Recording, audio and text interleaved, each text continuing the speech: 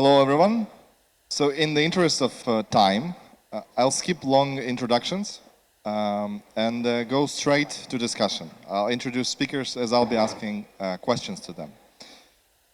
So my personal view, I like very much to hear strategic industries, dual use, and also sometimes defense earlier today. And I'm glad we're discussing that and making steps. And one of such steps, I want to ask about Gert-Jan Koopman, Director General for Enlargement and Eastern Neighborhood. As we've heard already today, Ukraine Facility Pillar 2 is opening up to dual use. And this is a decision that was made public today. And so I'm honored to be the first person to ask an directorate representative, such a senior one, why? Why is this decision made? Yeah, that's the question. Thank you very much. Good afternoon. Well, listen, the main guiding principle of the Ukraine facility and the Ukraine investment facility framework, of course, in it, is to have the most impactful economic support possible for Ukraine, for reconstruction, recovery, and economic growth. And I think it is very clear that the strategic industries and the dual use part of it are probably where every euro we spend, if you take a global holistic perspective, can move the cursor the most in terms of furthering economic growth. Why is that? Well, because the state of the country, the state of the country's economy is now so impacted by war that unless we really maximize our support for these strategic industries, reconstruction itself may be endangered. And let me be very clear. We have looked into this in great detail. Obviously, the EU budget cannot fund direct military activities. That is very clear. That's off limits.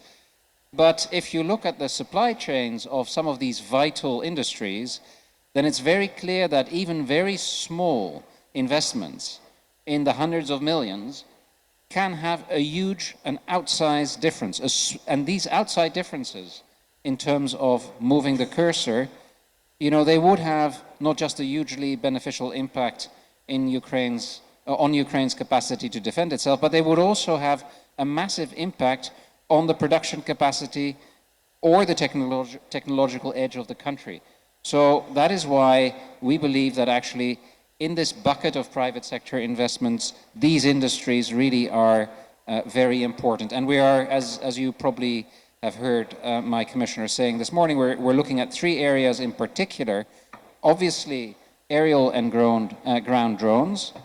Secondly, radio and communication equipment. And thirdly, high precision metallurgical machinery.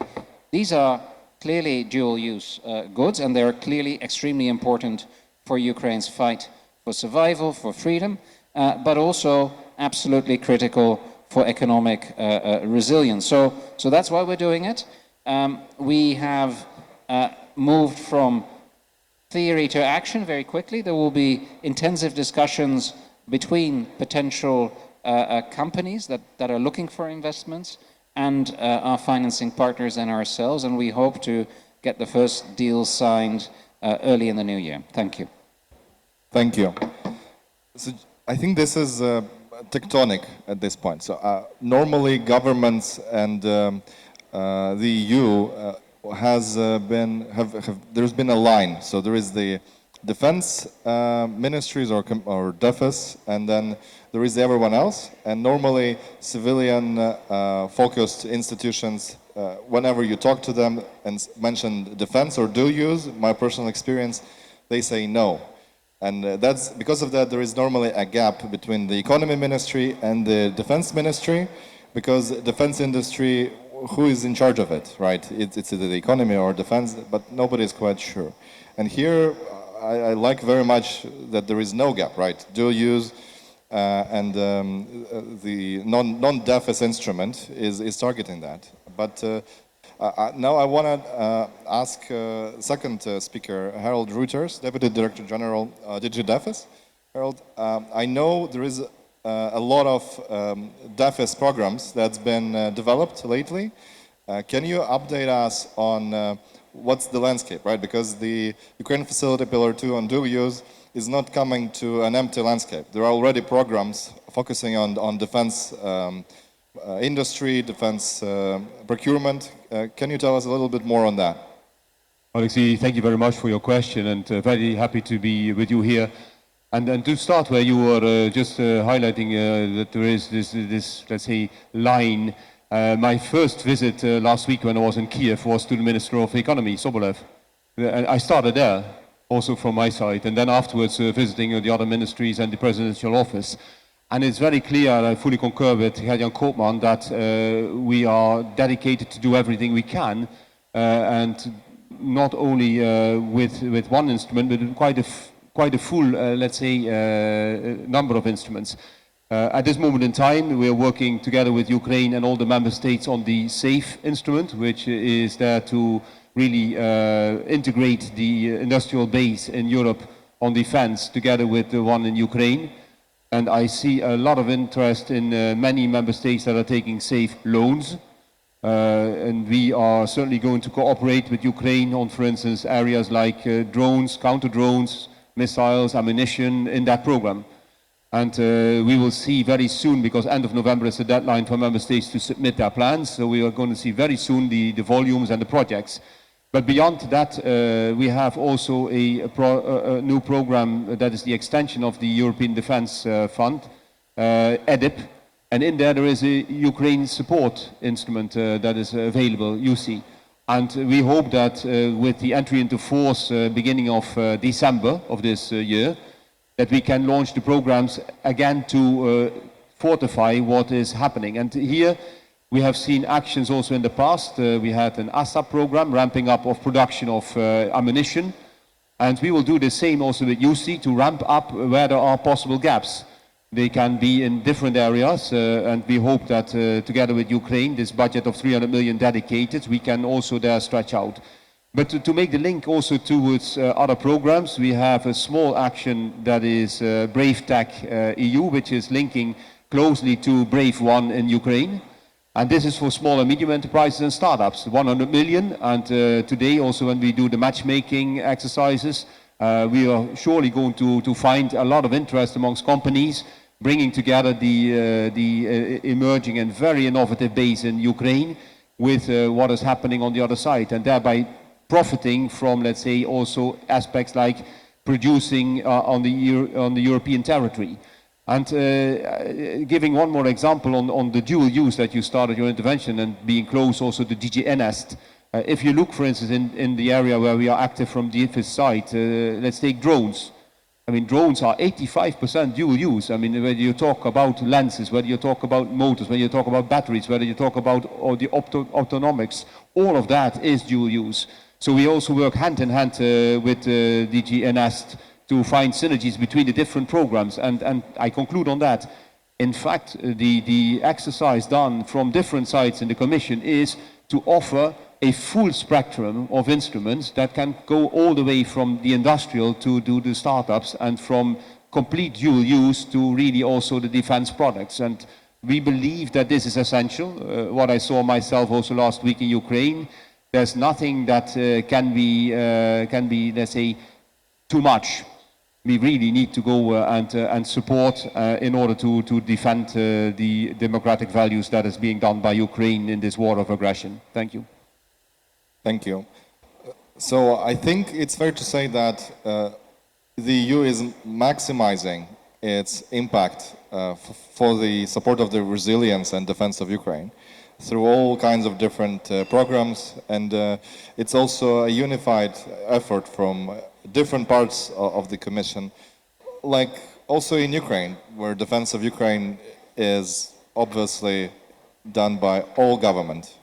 So, but I wanted to ask Anna Gvozdar, Deputy Minister of Defense, who has been building up Ukrainian defense industry for a while and has many lessons, I think, for this audience.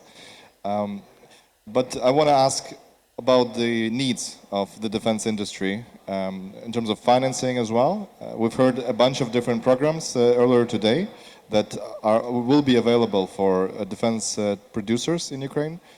Can you update us? What do you think is needed to support, to maximize production of defense material in Ukraine?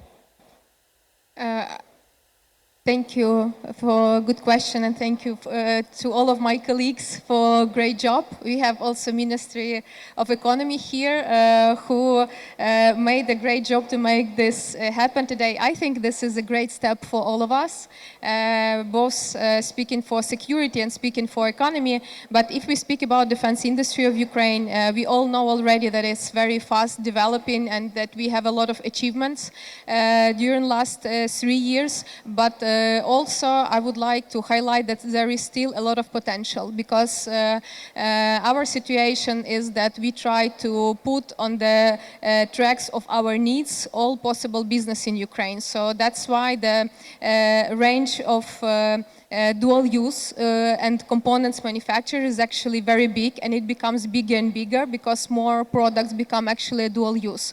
So I think that this program will encourage and will support a lot of Ukrainian and also EU manufacturers who still don't know what is the way to come to Ukrainian market for collaboration, for joint ventures, for exchanging of this expertise, speaking about the innovation, but also the new industrial approach that Ukraine is offering today. And I think that that support was actually missing, and together we can do much more. So the range and the size of those manufacturers is very different. So we're speaking about startups, and we also speak about very big advanced manufacturer from industry who now are the part of dual-use manufacturers. So of course they have a different needs, but I think that working capital is number one for everyone. So that's why from the side of Ukrainian government, we provide the programs for security guarantees, for cheap loans access, leasing program access, grant from Brave One and from Ministry of Economy. But this all need more capital to support more companies. And I think that this is probably problem number one, the financing for scaling the production, a little bit of technologies and a little bit of experience from our friends from other European countries. I think it's also missing because we are very good in scaling fast, but I think that we still need some experience if we want to be integrated to NATO and to EU procurement systems. So I think that this is probably number one questions that we are facing today. Thank you. I think fair to say that it's been a multi-stakeholder effort, right? So a lot of people inside Commission, outside Commission, in Ukraine government, outside of government, were talking about this and pushing for that. And I'm also here with you, applauding everyone on the great effort. Now I want to turn to a development bank, Marta Postula, first Vice President BGK. Polish Development Bank. And with the question to you, I want to be more practical, right? Because to the audience, the announcement on Pillar 2 will be mainly, if not fully, accessible through development banks like yours. So you have practical experience also in developing defense and dual use in Poland and in EU, and you can tell the audience what you can provide to dual-use producers already, and maybe you can also hint on what you might be able to provide to them in the future. Thank you. Thank you very much. Thank you for this invitation and for these questions. Of course, the most important point, what was just mentioned at the beginning, is the cooperation between Minister of Finance, Minister of Defense, and the enterprises and the market, because this is very important. It's not happened nothing without this cooperation, because especially in the defense sector, supply is very dependent of the Ministry of Defense, of the government. And from this perspective, it's good that this cooperation is very close, and at the same time in this financing instrument stage as well. Poland, and our experience, how we are doing, first of all, is this close cooperation, Ministry of Finance and Economy now and the Ministry of Defense.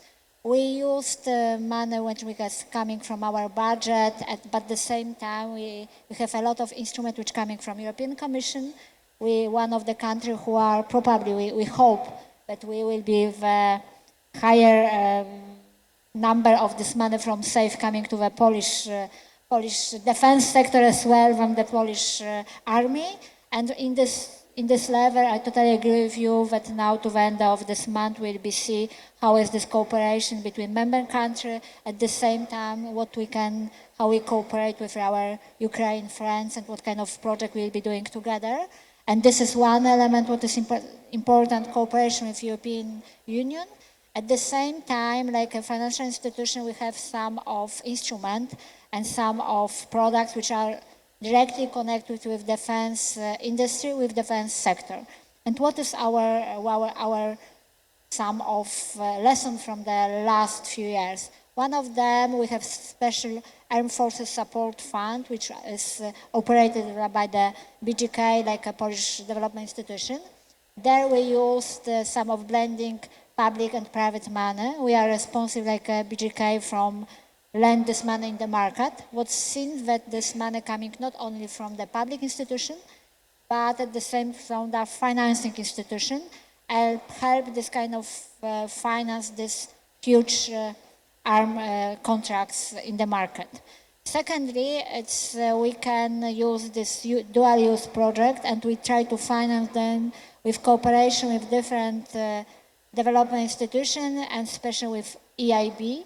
Last year we have just signed one of the biggest contract in the defense sector, what was presented from EIB, which are connected with satellite and dual use with them.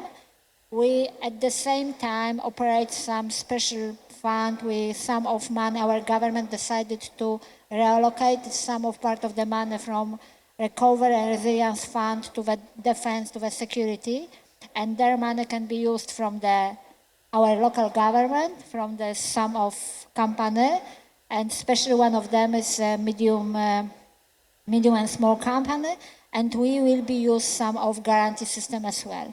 At the same time, we cooperate very close with European Union and some special institution and we hope that we soon can announcement that we sign some of three very important projects which are connected with Ukraine facility, and which we hope that help in our Ukraine colleague to organize more capital from development and from the future how to finance this company, because it will be not only from this SMS, but at the same time from the biggest industry project as well. And it will be connected with guarantee, insurance, and it will be show as well some of leasing project as well. We hope that this helps to build this position. But now what you can say that this cooperation, when we will be say to the end, cooperation between Ministry of Finance, Ministry of Defense, some of element what we can very often have a good some of dialogue with our defense sector, and what is important from European Union, but for us as well, some cooperation between member state country, how to do it and how to spend this money from SAFE and different instruments together, what will be better from economy and our independence like Europe, and have more helps this kind of country, and we hope our very soon member state of the European Union like Ukraine. Thank you very much. Thank you. A very short yes or no follow-up question, if I may, to you. So if there is a Ukrainian company with financing needs, can they write to BGK and ask for a briefing, or how does it work?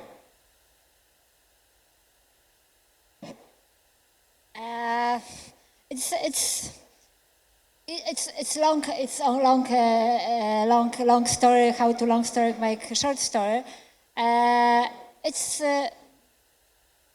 What exactly you expected that I say? Yes, Of course, I expect yes. Yes, yes, of course. Yeah. But you have some small element which we should add to this yes, because like you know, all the time you can say yes, but in the future it's more detail which we can say.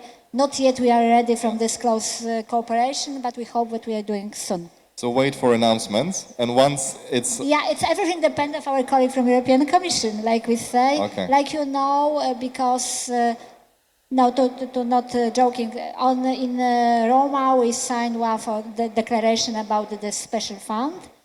In Poland, just 1.5 months ago, it was some of deal between our governmental, what the special position of BGK. Now we are only waiting to finish our negotiation with European Commission, and we hope that it will be very, very soon. We apologize that it was not happen today or tomorrow, but we hope that it's happened this year. I'm sorry for pushing you too far on this, but yeah, stay tuned. If you're a Ukrainian company working in dual use, which as we've heard is covers a lot, right?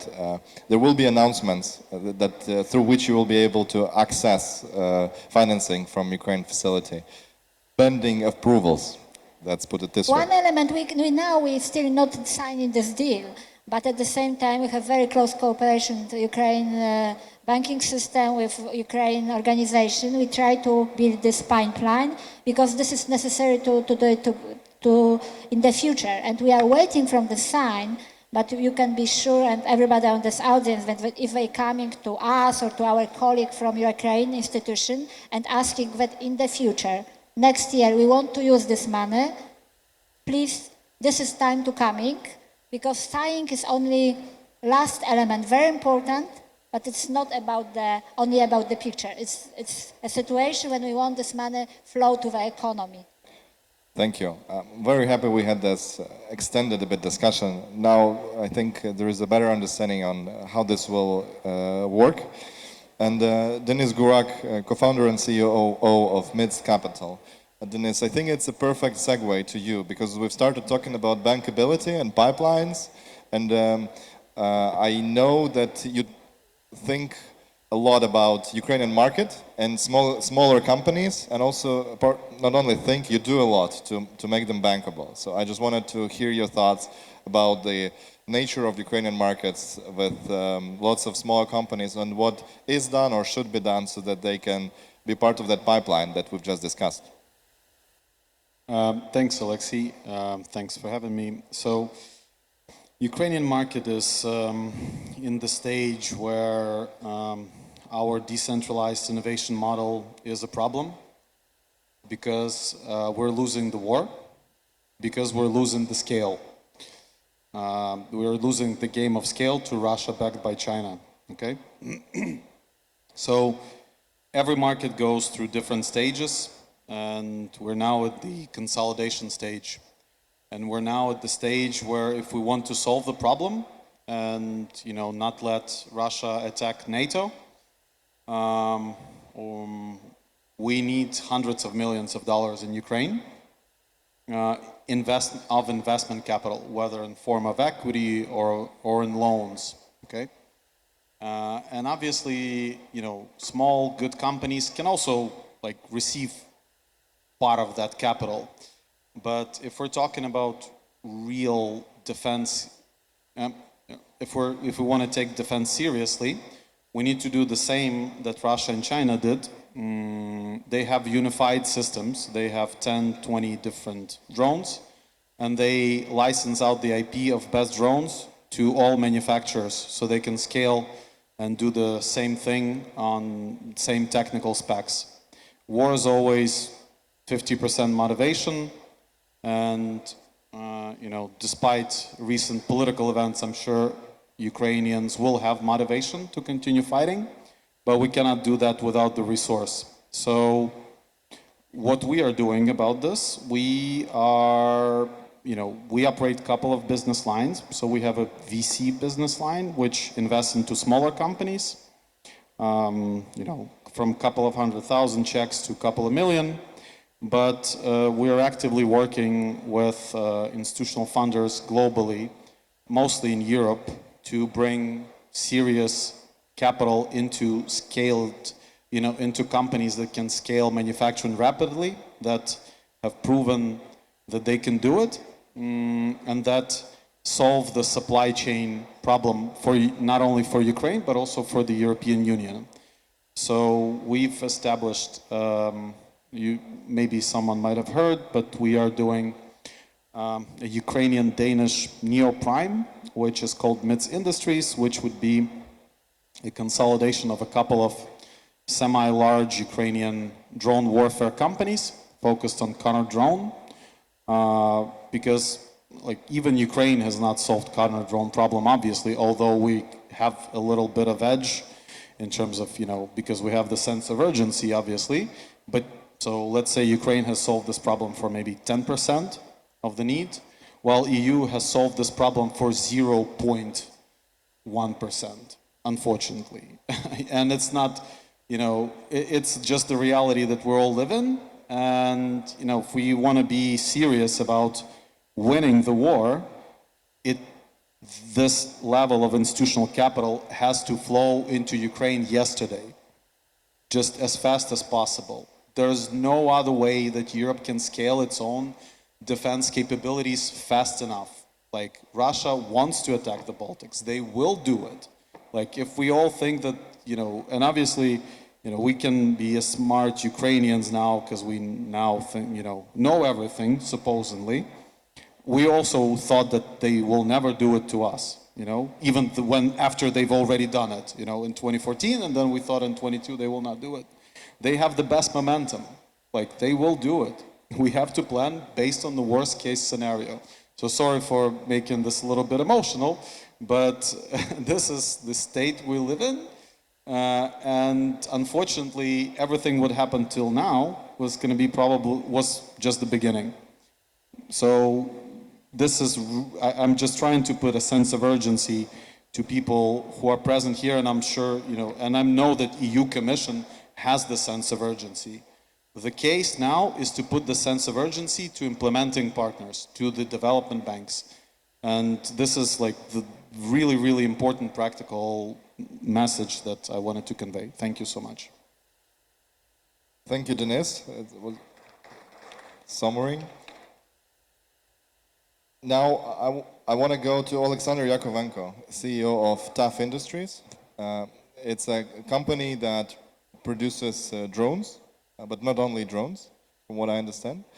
And Alexander, we've also gradually we're moving to the Ukrainian corner of that panel, and you're one member of that. Coming to this conference, coming to matchmaking, hearing about the announcements, what are the needs of TAF Industries, if we can make a little bit of an example out of you, and maybe extrapolate your experience to other companies. Thank you. As we said previously, first of all, we need more close cooperation. In finance terms, in technology terms, and first of all, we need to develop our partnership. What does it mean for me? First of all, it's like a joint venture and local production. We've got a huge problem. Only my company, for the last 2 years, paid to Chinese suppliers approximately $1 billion. In a whole, I think that the Ukrainian market of dual-use technology, drone technology, paid to the Chinese suppliers at least $25–30 billion yearly. Why so? Why so? Because we do not have opportunity to make the localization. And what we need to do right now is to force our collaboration for localization of the drone components, not only drone components, actually it's a dual-use components, to be honest, in Ukraine and in European Union. It's very complicated to do. Why so? First of all, because the price will be more. That's why it's not only about the loans, it's also about the grants. Because we need to force the companies to make the localization in Ukraine or in Europe. But we definitely need to do it because we need to secure our supply chain. It's impossible when 80–85% of the components of the products consist from the Chinese products. That's why what we are looking for, first of all, we would like to make the collaboration, JV, any other kind of collaboration with the local companies, with European companies, to make the localization.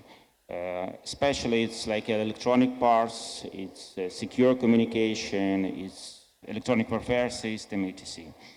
And we needed to do it urgently because I've got the huge experience in supply chain, 12 years, and each next year it's more complicated to make the supply chain and logistics for China.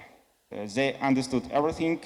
We need to do incredible things to supply to Ukrainian that we really need. The second one is GV in production. We've got some good experience with the Dutch and Denmark companies, and right now we started to implement some AI technology from the Dutch to our products. And we understood that Europe has advanced technology, and we need to develop it together because we've got the battle-proof experience. We understood what the Ukrainian market really needs and what the future warfare need, and that's why we need to be in a good collaboration. The next step is like IP, intellectual property. We need to simplify our bureaucracy in Ukraine and in Europe, and to be on the same level, to understood what we need to do together. Because right now it's so huge bureaucracy. I understood that when I will produce my own products in Europe, for example, we've got such program in Dutch, we understand that we will need to receive permit to export my products to Ukraine. And it's a lot of time. We do not need time. The main difference between Europe and Ukraine right now is that we do not have time. We need to develop our products step by step, month by month. We do not have time for bureaucracy. We do not have time to waiting for something. That's why it's very important to us to go quickly. And we come back about the components, because when we need to update, to make some upgrades, if we do it with, for example, with China production facilities, we need to spend 2-3 months. If we can do it in Europe or in Ukraine, we need at least 2 weeks. I always said that the battlefield, it changes daily. What does it mean right now? When I go to the front line, in Zaporizhia, for example, some of my products works very well. In 15 kilometers ahead, it does not work at all. Why so? Because it's such kind of war. And we need to update our products day by day. For this reason, we need to have access to the technology, to the components, and to upgrade it very quickly. For this reason, we need to make the collaboration with European companies. And of course, the finance, loans and grants. It should be blended. Why so? Because it's not enough to have the only loans. It's impossible to force the private equity, private business to buy something in 25-50% more than they could buy in China, for example. Because we understood that I could buy some components for $100 in China and for $200 in Europe. For me and for my country, it means that we will produce in twice less drones. And it's impossible for us. That's why, in this reason, it's not about only loans, it's also about the grants, because we need to force the private company to develop the market in Ukraine and in Europe. I think it's the main points that we should do immediately and as soon as possible, because as my colleague said, that China, day by day, more close to our enemy, and they have very close collaboration. And I'm not sure, even have my experience, that in 1 year, I will have the capability to make the same export from China as I do right now. That's why it's also about the secure, not only Ukrainian, and also the European Union. We understood that Right now, the most technology that we use in Ukraine, it's the dual-use technology, rather cheap dual-use technology. And the European market doesn't like such kind of technology because in our mindset, it means that it's like low cost, low profit, there is no advanced technology, there is no sense to develop or to produce. But our experience shows that, you know, when you can't buy the thermal cameras in Europe, which cost $200-300, we do not have the thermal cameras on the front line because it's impossible to use, for example, FLIR, which cost $3,000. It's an incredible difference. That's why it's like a huge question, complicated question, but we need to resolve it together. Thank you. Thank you, Alexander. A round of applause. It's already my favorite panel, and we still haven't finished the first round. So I want to ask, and I feel like also, just to validate what past speakers told, I think there is a broad understanding of that also on the part of the Commission, if I can say so. And the step that we've heard today is a big step in that direction, in sustaining, supporting and scaling supply chains and dual-use production. So now I want to turn to Vice Admiral Daria Giacomin, if I pronounce it right, from Fincantieri Underwater Hub. So with your naval experience, what do you think is the role of underwater and naval technologies, now also in Ukraine, but also for the entire world? Thank you. Thank you very much for your well-addressed question. Let's say that we have just forgotten, we have not, let's say, spotted for decades the question on the water, because we had just forgotten that in 1914 the underwater cables for the telegraphic line were cut at the beginning of the war. The same thing happened during the Second World War. The First World War was, for example, the telegraphic cable between Australia and India arriving to Europe, I mean. So, but after that, everything changed because we are much more depending on underwater than in the past. So you can imagine the internet cables passing on the seabed between our continents. What happens if we lose the connection between the continents? Our WhatsApp doesn't work any longer. I mean, our connection with the banks will not work any longer. So it's extremely important. Not to talk about the energy section, the oil, the gas connection. Italy, my country, is fully depending, a lot depending on what arriving through the seabed from Tunisia, from Algeria, from the eastern part of Europe, from Asia. So the importance is much, much, much more than was 50 years ago. The thing is completely different, but we have not seen that. We have just forgotten that we had that problem. So it was a frozen shower, what happened and what we heard about what was happening in the Baltic in terms of sabotage, in terms of disturbing the lines, in terms of doing that. So so the reaction of the nations, European Union and NATO, was, let's say, immediate, because it was astonishing what happened, but the reaction was quite quick, in my opinion. The problem is that underwater is more difficult in the aerial, I mean, because there is the pressure of the height of the column of the water. The water is still wet, even nowadays, and so the electrical connections are in a big difficulty to work underwater. The problem is that the communication underwater is not the same as in the radio, in the air, and so on, so down is more difficult. So the reaction is a lot of technology, a lot of technological there. So this is why in the many reactions that we have had in our world, the Italian one was interesting because there were two important reactions. The first was the government, the Navy, the Italian Navy.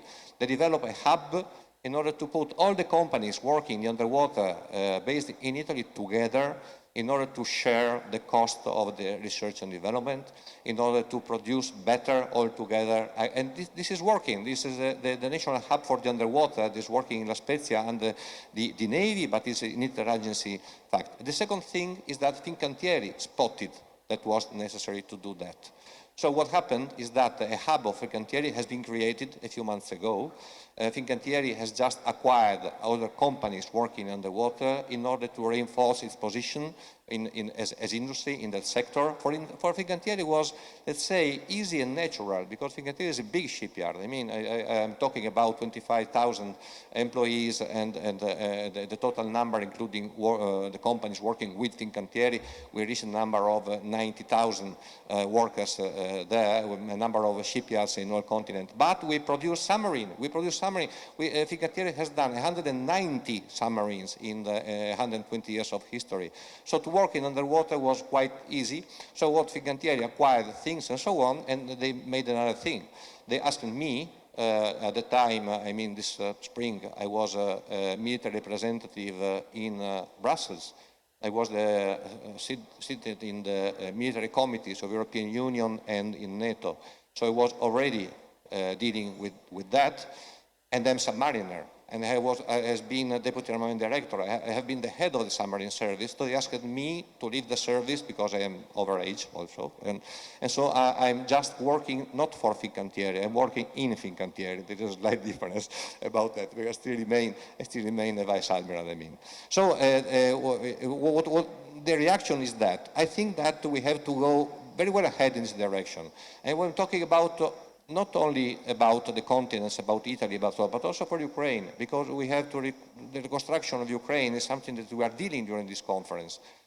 Ukraine has one harbor, Odessa. Odessa is, for Ukraine, as an important, the only port that they have in that country.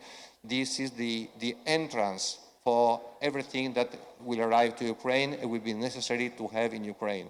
The freedom of connection of Odessa, the freedom from hybrid actions by Russians in the future, the freedom from the mines, the freedom for the drones, the underwater drones that in the future, who knows, will be sent to destroy what is present in Odessa. I'm talking about the merchant traffic, but I'm talking about the gas conduct that arrives in Odessa, and the internet cable that connects Odessa with the Caucasus.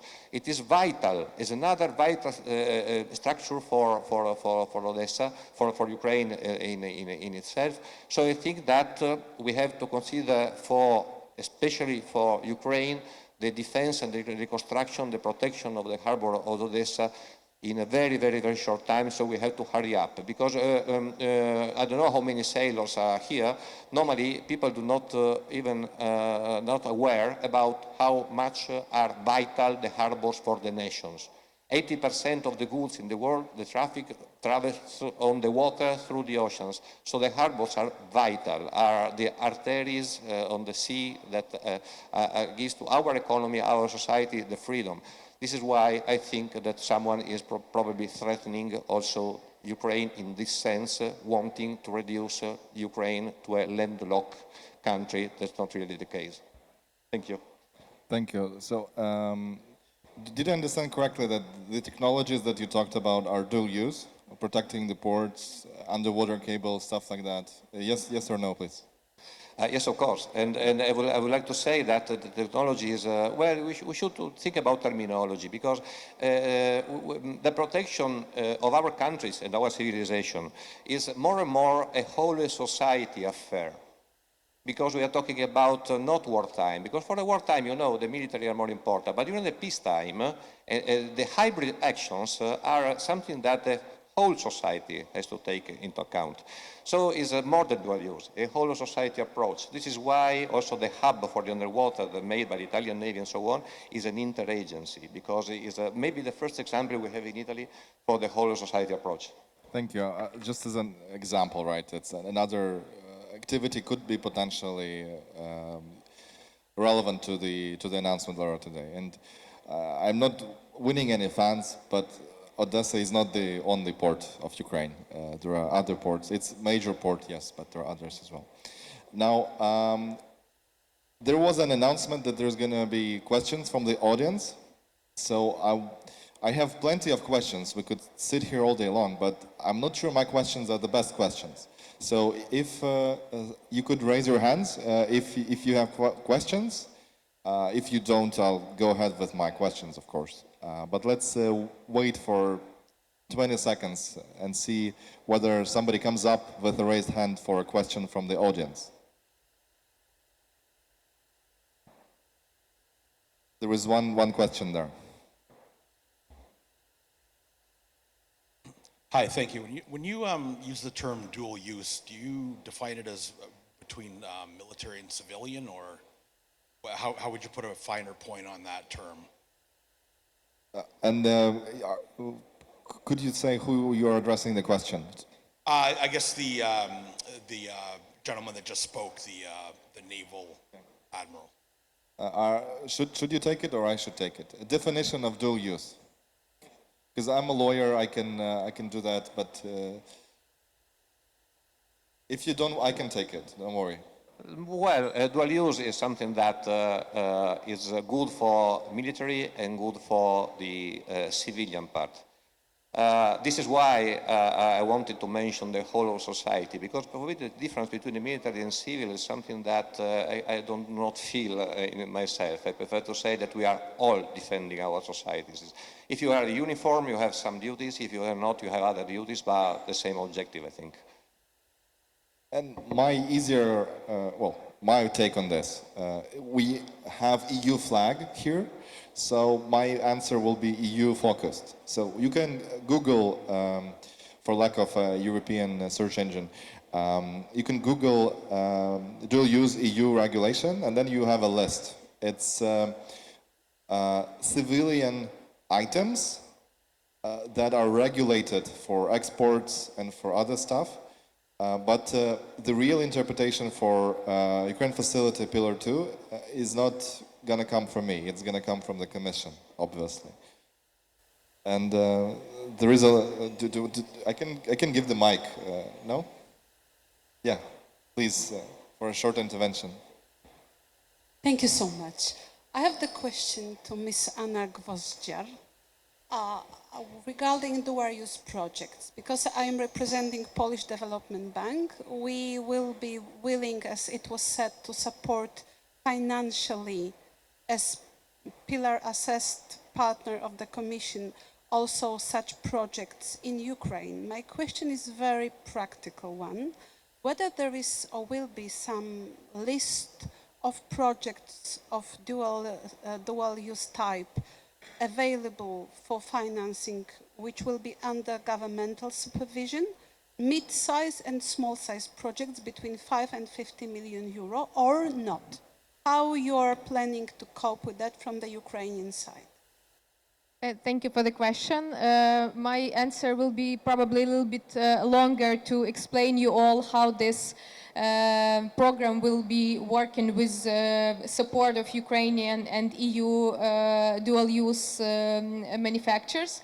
So the part of this, let's say, package will be supported through the existing programs that we have now in Ukraine, and that means like the portfolio guarantees and loan support and leasing support. And second, it will be investments. So when we speak about the investment, we are getting ready together with Ministry of Economy the list of projects, different size, which are ready to accept investment, because you have to understand that this market is very young. So working with investment, like direct investment to the companies, it's quite difficult for today. Like we also work for legislation, etc. So at the moment, this will be not the main probably part of this support, as I understand. But there will be big part of this, and we will provide a list which we are getting ready with Ministry of Economy now. Yeah, I have like add one more element, because this question was about guarantee as well, because it was not only about what kind of project we invest this money, but what kind of instruments which are connected with guarantee and insurance, how we can find them, what kind of it's when we contact directly with your Ukraine banking system, and they finance this SMS and different project, and how to find this list which is your priority in the future. Not only to invest, but at the same time, like a financing by the grant or by the guarantee. So the difficulty is that some of the companies are, it's difficult for them to provide all the information because of war.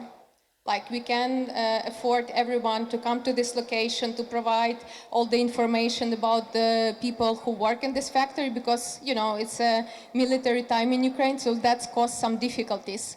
And that's why the model looks like that we will work through a state fund. It's called Business Development Fund, which is under the Ministry of Finance, which first have an access to those companies. Those companies are approved already by some other commissions, like we know the companies, we know where they are located, we know all the financial information about those companies, so there will be the list. I'm not sure that the direct financing from your side, for example, to those companies directly will require... Like a guarantee. Yes. Yeah, like a guarantee, but in this case, you don't need, you know, all the information that that you don't need to have an access, and you don't want probably to have an access during the military time, because it's an organization that already is approved by the government, and they have an access to the sensitive information about the location, specialization, owners, and other information about these companies.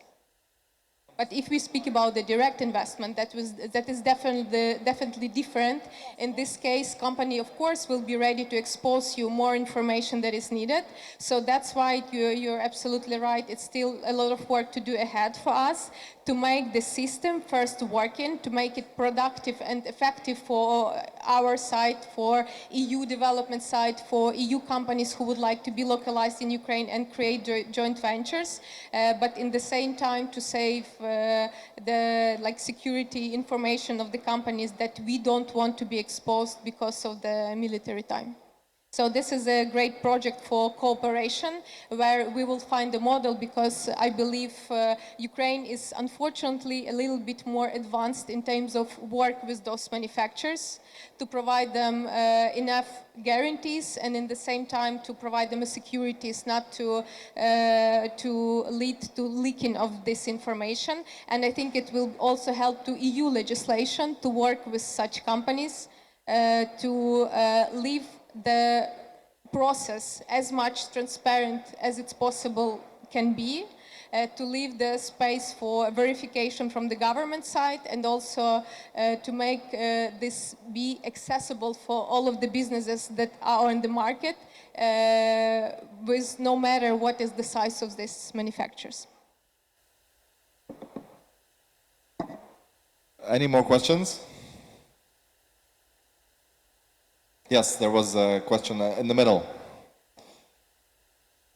Hi, thank you very much for the interesting panel. I'm from the German Chamber of Commerce and Industry, and I would like to ask the question, what would you expect from your partners and allies like Germany in regard to defense partnerships? So which hurdles are like the number ones we need to overcome to enable partnerships? I heard you will open up 2 offices, representative offices in Berlin and also in Denmark. So what would you like to see from our side?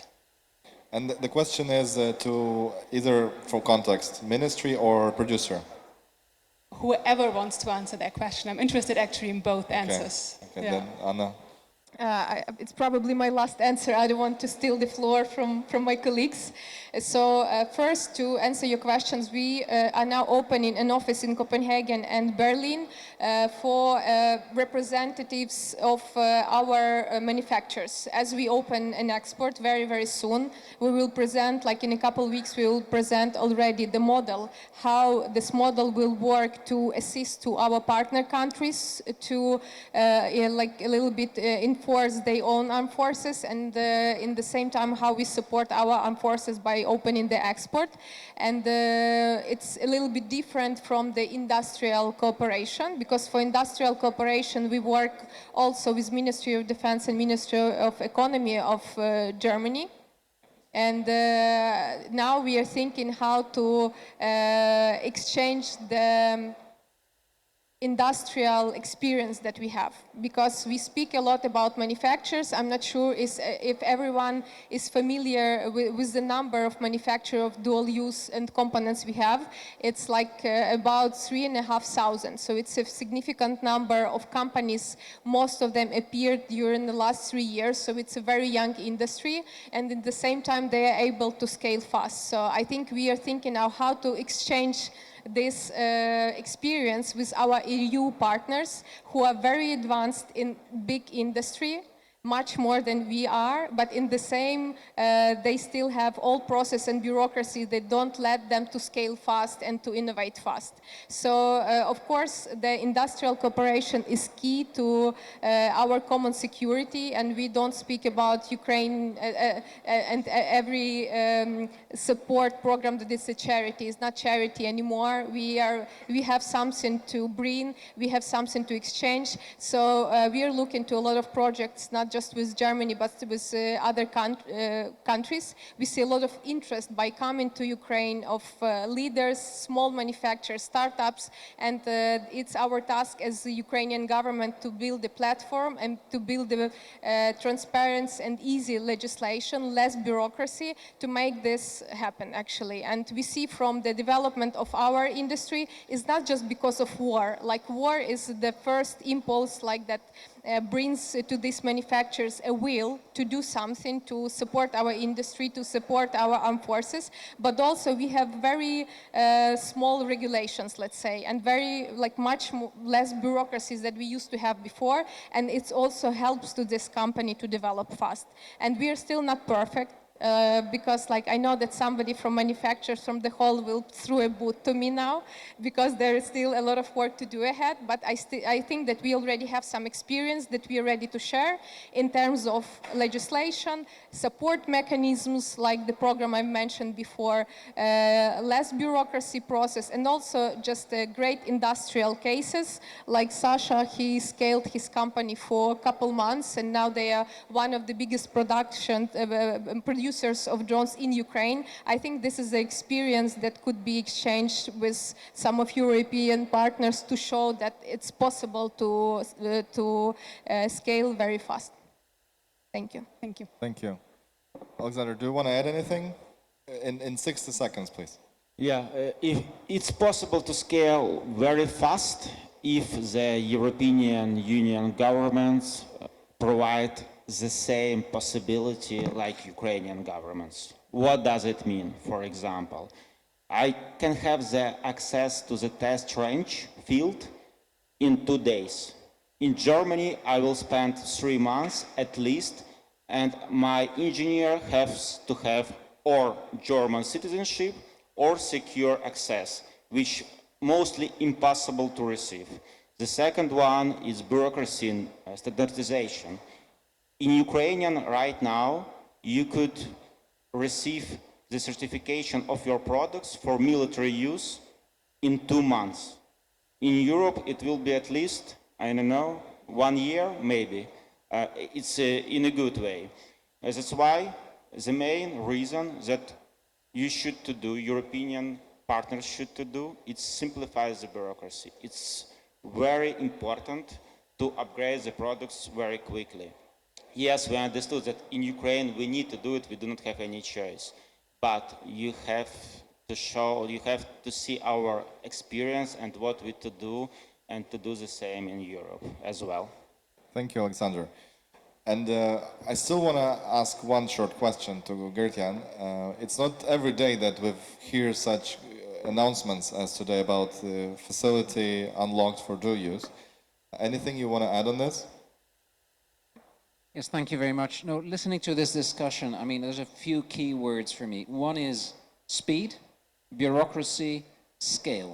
And obviously we can't do military with our tools, but we can do components. And I think you were talking about components. So because we want to go fast, we have innovated by actually asking companies what they need, and then we can match the financing. And the objective is not to do it in a year, but to do it in months.